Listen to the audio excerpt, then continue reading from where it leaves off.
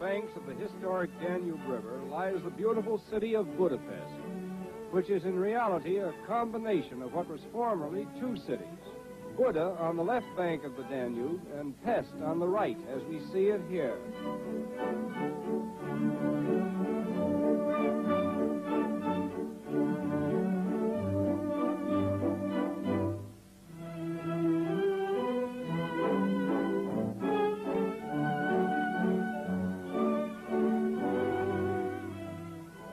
During the past 50 years, the population of Budapest has increased from 300,000 to over 1 million inhabitants.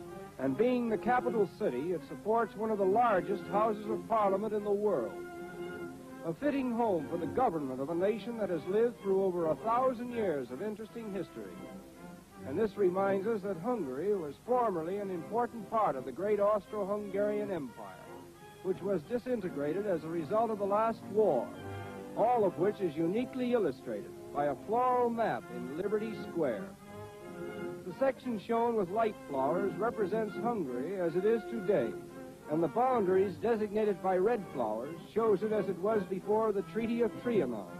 Naturally, the people of Hungary are determined to have this treaty revised, and until it happens, they claim a flag will hang at half-mast beside the floral map in Liberty Square. One of the most colorful buildings in Budapest is the so-called storehouse of the Hungarian Archives. It contains many priceless manuscripts and state documents, as well as precious examples of Hungarian art and craftsmanship.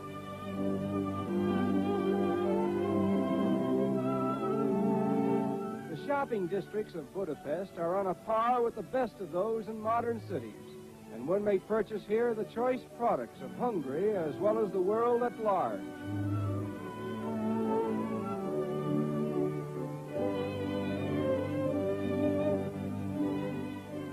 Budapest is one of the few large cities in the world that has not yet suffered from the extreme inconveniences of traffic congestion, and this may account somewhat for the broad and dramatic gestures of the traffic policemen.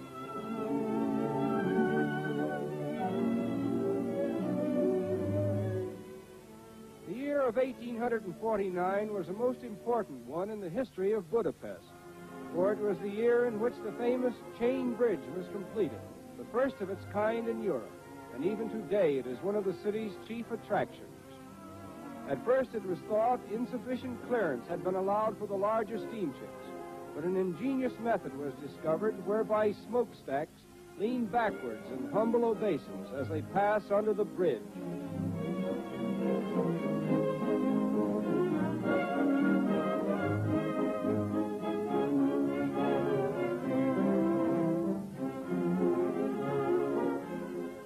Impressively situated upon a hill in the Buddhist section of the city stands the Royal Palace, built in the latter part of the 18th century during the reign of Queen Maria Theresa.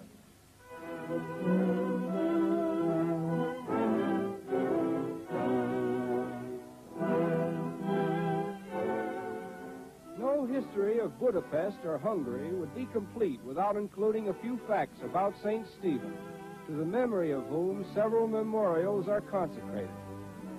About 1,000 years ago, St. Stephen, who is reported to be the real founder of the Hungarian nation, was crowned by the Pope as the first Christian king of Hungary, and by this act, a country formerly under Eastern influence was brought into the fold of Western civilization.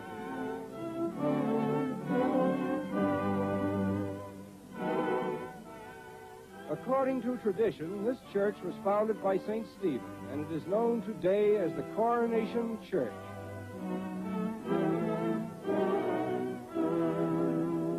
On an artificial island stands the Museum of Agriculture, considered to be one of the best constructed buildings in Europe. Budapest is noted for its colorful outdoor restaurants, where the spirit of gaiety and hospitality mingles with the spirit of music.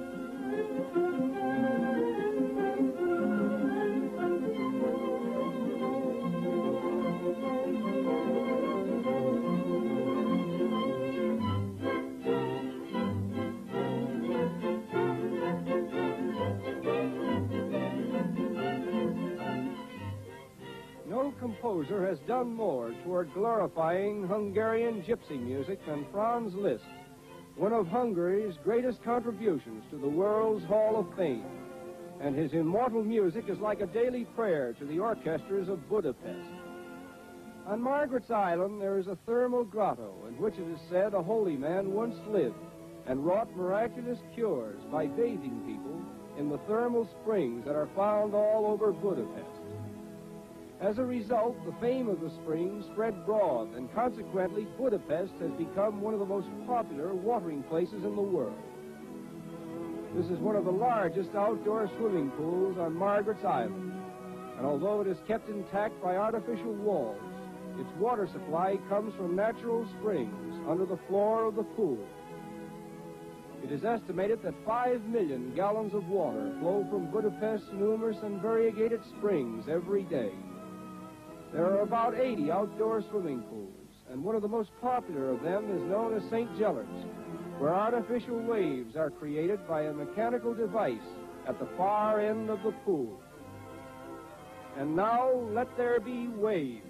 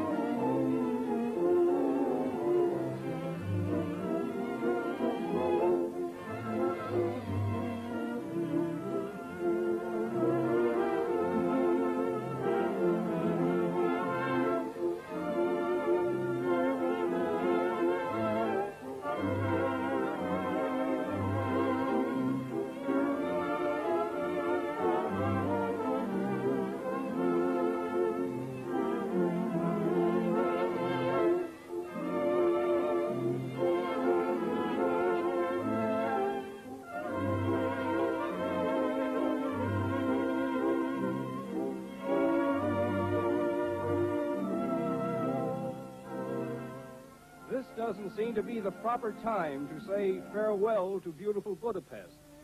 But that's just one of the hardships of world traveling for those who must always give way to the limitations of time.